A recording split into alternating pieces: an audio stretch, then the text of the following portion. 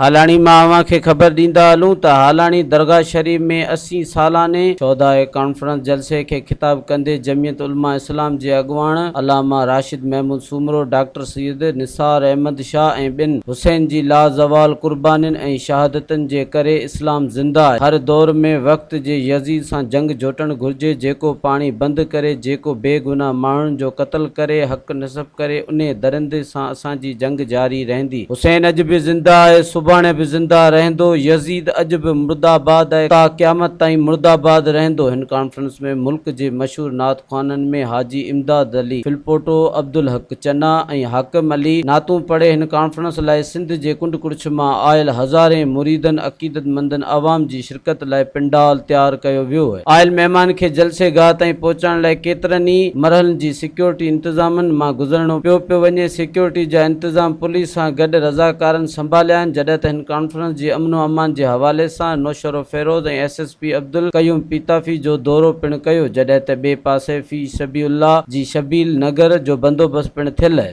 मज़ीद ख़बरनि ऐं तफ़सीलात लाइ विज़िट कयो असांजी वेबसाइट www.awamiNewsHD.com ऐं ॾिसंदा रहो अवामी न्यूज़ HD।